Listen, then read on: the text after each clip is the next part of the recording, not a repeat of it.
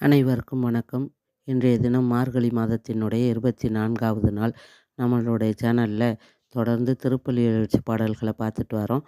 அந்த வரிசையில் இன்றைய தினம் 4வது பாடலை பார்க்கலாம் வாங்க. பாடல்: இன்னிசை வீணையர் யாழினர் ஒருபால், இருக்கொடு தோத்திரம் இயம்பினர் ஒருபால், துன்னிய பிணைமலர் கையினர் ஒருபால், தொழுகையர் அழுகையர் துவள்கையர் ஒருபால், சென்னியில் அஞ்சலி கூப்பினர் ஒருபால், திருப்பெருந்துறை சிவபெருமானே என்னையும் ஆண்டு கொண்டு இன்னருள் புரியும் எம்பெருமான் பள்ளி எழுந்தருளாயே. பொருள்: திருப்பெருந்துறையில் எழுந்தருளியுள்ள சிவபெருமானே, இந்த அதிகாலை பொழுதில் வீணை கலைஞர்களும் யாழ் வாசிப்பவர்களும் இசை மீட்டியபடி ஒருபுறம் உன் பக்தியில் லயித்து நிற்கின்றார்கள். ரிக் உள்ளிட்ட வேதங்களால் உன்னை வணங்குவோரும் தமிழ் தோத்திர பாடல்களை பாடுவோர் ஒருபுறமும் உன் சிறப்பை பாடிக்கொண்டிருக்கிறார்கள்.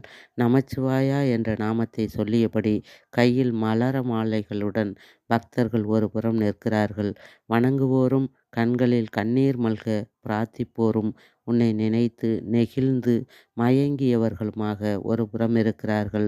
தலையில் கைகூப்பி நீயே சரணாகதி என்று சொல்வோர் ஒருபுறம் காத்திருக்கிறார்கள். இவர்களது பக்தியின் முன் எனது பக்தி மிகச் சாதாரணம். எனது இறைவனே, அப்படிப்பட்ட என்னையும் ஆட்கொள்ள நீ பள்ளியிலிருந்து எழுந்தருள வேண்டும் என்றார். விளக்கம்: பள்ளியறை என்ற வார்த்தை மிகவும் சிறப்பிற்குரியது. இறைவன் கண் மூடினால் இந்த உலகம் என்னவாகும்? இருந்தாலும் அன்பின் காரணமாக அவனுக்கும் ஓய்வு கொடுப்பதாக நினைத்து பள்ளியறையில் உறங்க வைக்கின்றோம். ஆனால் நிஜத்தில் பள்ளியறை என்றால் விழிப்பிற்குரிய இடம். இதனால்தான் மாணவர்கள் படிக்கும் இடத்திற்கு பள்ளிக்கூடம் என்று பெயர் வைத்தார்கள். கல்வியில் விழிப்புடன் இருப்பவர்கள் உலகில் சிறப்பிடம் பெறுவார்கள். அதேபோல் பக்தியில் விழிப்பு நிலையில் உள்ளவன் இறைவனின் திருப்பாதத்தை அடைவான். நன்றி.